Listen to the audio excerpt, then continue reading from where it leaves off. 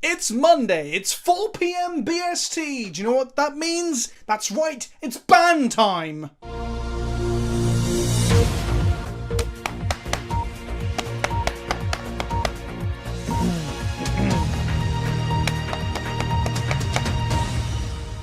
News just in, we're fucked.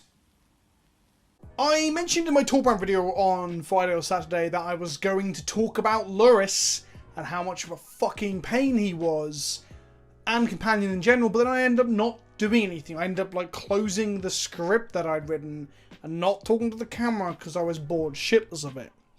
Now, I've had a few days to rest and not think too much about Companions, that's nice, but obviously the ban and restricted announcement was coming up and it's been dropped. And let's be honest, it's exactly what we fucking expected. For those of you that don't know, the banned and restricted announcement has gone like so.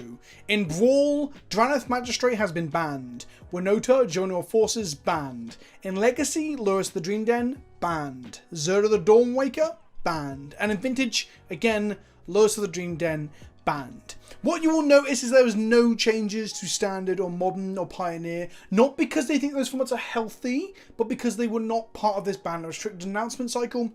I think what they're trying to do is separate out formats across two different sort of announcement dates. That way, when things like Lurrus and Companion happen, it doesn't make Magic look incredibly fucking stale or like it's got a serious problem. That said, it could well be that Pioneer, Modern and Standard aren't as hammered by the Lurrus problem that other formats were, or just Companion in general. And for the record, by the way, I was considering just not talking about this today. As you can see, I've just finished filming B-roll for my Commander upgrade video, which will now be coming out tomorrow. I'm going to push it back. Because I felt like I can't not get the clicks by talking about this, right? Also got some cool like promo stuff they announced today. Why they announced the same day as a big banned and restricted announcement, I don't know.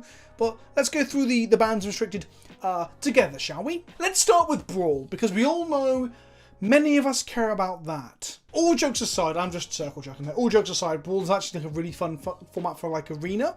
It might not be something I'll play at a Magic Fest or with my friends on the local game store, but I will happily play it on Arena. It is actually quite fun. The fact that Draneth Magistrate has been banned is kind of weird if you ask me. I get that it stops you from playing your commander. I get it. And I get that it's comparable to Sorcerer's Spyglass. I get that too. However, Sorcerer's Spyglass was colourless, playable in every single deck, and was much less prone to removal spells. Draneth Magistrate is white, dies to pretty much everything, and isn't played in every single deck. I just don't think it needs a ban. This feels like a babysit ban. But when I say babysit ban, I feel like it's just them holding the hand of their player base as an audience or caving to pressure.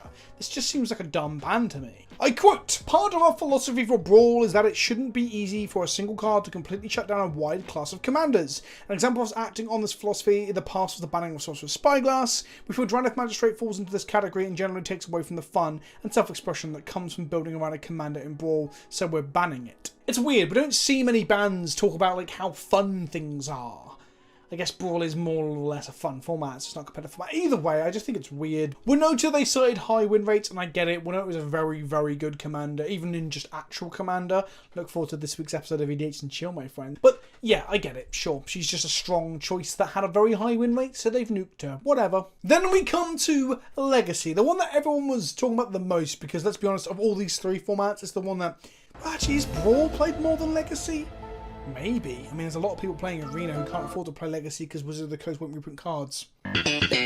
Lurrus of the Dream Daddy Simulator has been banned, and so has the Fox Bomber as well. Lurrus was dominating the metagame. It was a huge share of the metagame. It was a huge share of top 32s. It had high win rates. It was making Delver obnoxious like every new broken card does. And they banned the Fox because with Lurrus gone, there was fearful that the high win rate or the high power level of the Grim Monolith, Basalt Monolith combo decks alongside Zirda would also be done. And I get that. I think both of these bans are really, really good. I think they're going to be very, very healthy for the format. What I was sad to see was one of two things. One, no unbannings. Like, could we not see some of the crap that's on that? Like, isn't Windfall on the ban list? Survival of the Fittest? Maybe? Maybe that's a bad idea. I'm unsure on that one. I'm unsure on that one. But there's loads of stuff on that ban list that can come off. Similar to the way that when they unrestricted fast bonded Vintage, it didn't just like collapse the format like, well, no one thought it would because it was just a relic from an old time being on the ban list or restricted list. I think half this stuff on the ban list is the same. Earthcraft is the one that really jumps out at me. Tap an untapped creature you control to untap target basic land. But in all honesty, I've never really played with Earthcraft. I'm just more looking at it and thinking, does it break elves? It untaps basic lands. Is it even that good? Survival's another one. Windfall's another one. And I guess maybe Goblin Recruiter. But again, I've never been Goblin Recruited out of the game. I've only had people get upset or look shocked when I cast in Commander and then just like shoot at 3 goblins at the top of my library. I don't know if the Recruit combo would even be that good in current Legacy. So maybe I'm talking a little bit of shit here where I haven't played with these cards, but I think some of these might just be relics of the past, similar to how the modern ban list was. The other thing that upsets me about this banning is that we've not seen Astrolabe go. So my prediction now is that Yorion piles, 80 card banned Yorion, or just Snowco piles, will become the dominant force. I've seen several people on Twitter complain and say that perhaps Uro is more broken than Oko. I mean, blue-green mythics, right? Ugh. But I think Uro wouldn't be even anywhere near as bad as Oko if you couldn't just fix your mana perfectly off of any land, especially basic lands with your Astrolabes. We had to cast that double blue, double green castback cost.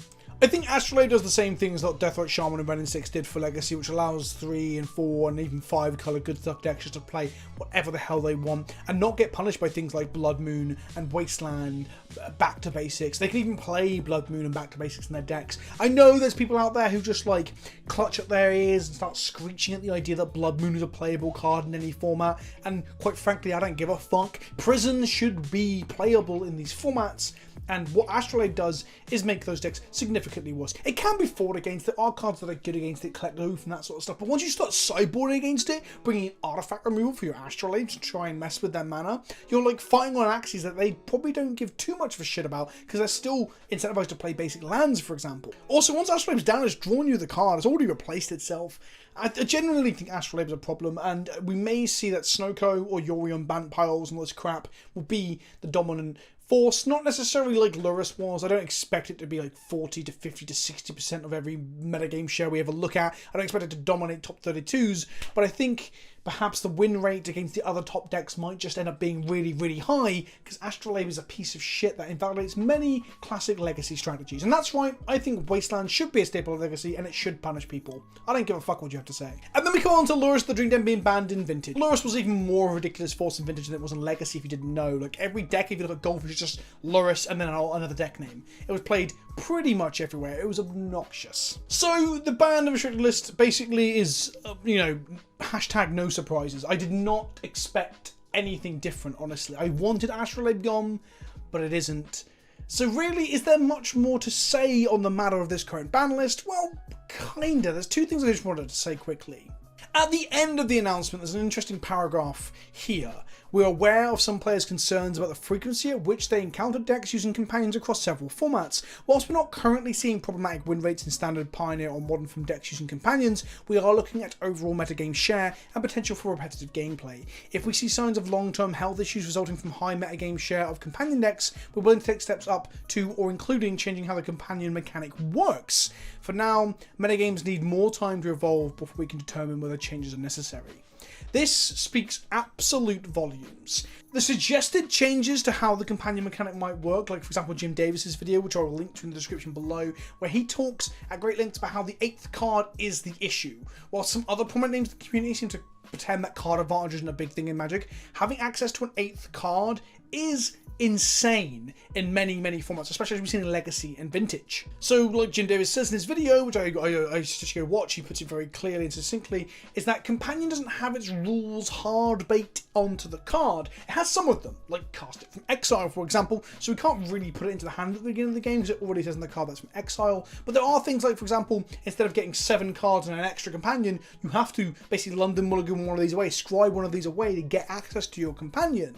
So there are ways we can change the companion rule that aren't written on the card. I hope I've just said everything Jim said in that video, but I do recommend you watch it. It's only 10 minutes long. Put on like 1.25 and give the guy a view, right? And the thing is, some people were saying there's no precedent for that before and they don't change things, and other people were arguing, well, actually the legendary rules changes and the uniqueness rules changes of Planeswalkers are similar, where they're not functionally errata in cards. Instead, they're adjusting rule systems that aren't inherently baked onto the card by, you know, being in reminder text. So there was a debate there, but this puts that debate to bed. Wizards of the Coast have explicitly said they are willing to, if they need to, change the companion mechanic. And I think ultimately for the health of multiple formats, that might be the correct thing to do. But I guess they want more data. I also think with the whole separating out standard and legacy ban lists thing to make Magic not look as much of a mess, I think modern and standard are a lot healthier than what legacy and vintage are at. So I'm not trying to say Magic is dying and they're hiding it. I'm not saying that nonsense clickbait shite. But at the same time, I don't know if they want to change or even ban out stuff from standard when the set's been out for 3 days in physical cards. But there is an element of them not wanting to address the whole issue at once. And I think that when we see the next set roll around, at Core 20 or Zendikar, I can't keep up, whichever one is next, we may then see some significant changes to how Companion is played. Because it might just be that Ikoria goes down in history as one of the most broken sets. It might be up there with like Oath of the Gatewatch, introducing things that made Ayavugan absurd, up there with Mirrodin and even Kaladesh for like what they did to other formats as well with absurd cards. Ikoria might have that, and not because of like the inherent power level of the set in general, but because of the like 3 or 4 of these 10 companions. It's pretty crazy. So I guess I've incorporated my 2 points there. One thing is that they're willing to change it, and the second thing is that I think modern standard will have some sort of shake-up. They must already have some figures, some statistics that tell them that perhaps companions show up a little bit too much in modern. Modern seems healthier.